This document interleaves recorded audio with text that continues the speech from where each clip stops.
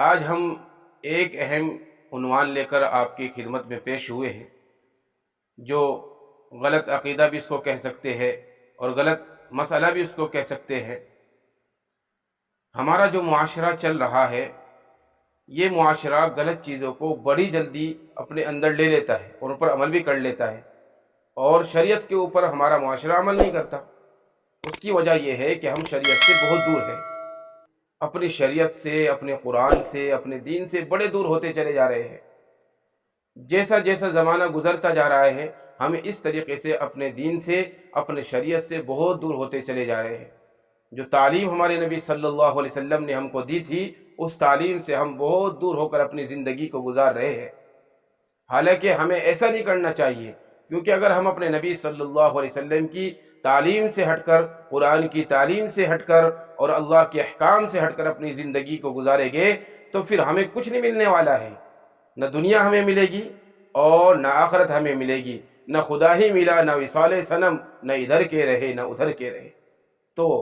ان تمام چیزوں کو دیکھتے ہوئے ہمارے معاشرے کے اندر ایک بہت بڑی غلط بات یہ پھیلی ہوئی ہے کہ رات کو شیشہ نہیں دیکھنا چاہیے، آئینہ نہیں دیکھنا چاہیے، اور رات کو اپنے بالوں میں کنگھی بھی نہیں کرنی چاہیے۔ تو یہ دو باتیں الگ الگ ہوئی، رات کو شیشہ دیکھنا، آئینہ دیکھنا، اور رات کو اپنے بالوں میں کنگھی کرنا۔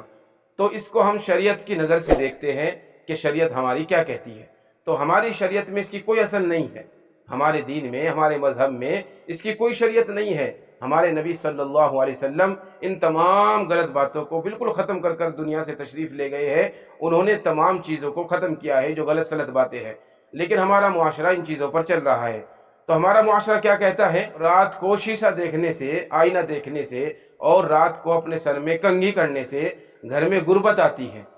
مال میں کمی آتی ہے، مال میں بے برکتی آتی ہے، اور اسی طریقے سے آپس میں لڑائی جھگڑے ہو جاتے ہیں۔ تو ان تمام چیزوں کو شریعت کے اندر اگر دیکھیں تو شریعت میں ان کی کوئی اصل نہیں ملتی، کہیں سے کہیں تک بھی کوئی اصل نہیں ملتی، کہیں سے کہیں تک بھی کوئی بات نہیں ملتی ایسی کہ جو اگر کہ ایسی بات ہو کہ رات میں کنگھی کرنے سے یا رات کو آئینہ شیشہ دیکھنے سے لڑائی جھگڑے پیدا ہو، یا کوئی اندیشہ ہو نقصان کا، یا کوئی خوف ہو نقصان کا، ایسا کچھ نہیں ہے۔ تو اس لیے ہماری تمام حضرات سے گزارش یہ ہے کہ ان تمام چیزوں کو ختم کر کر اپنی زندگی کو گزارے۔ تو ہم یہی کہیں گے کہ رات کو کنگھی بھی ہم کر سکتے ہیں اور رات کو آئینہ بھی بڑے شوق سے ہم دیکھ سکتے ہیں، اس سے کوئی حرج نہیں ہونے والا ہے، اس سے کوئی نقصان نہیں ہونے والا ہے، اور اس سے کوئی نقصان کا اندیشہ بھی نہیں ہے۔ یہی ہماری شریعت کا فیصلہ ہے، یہی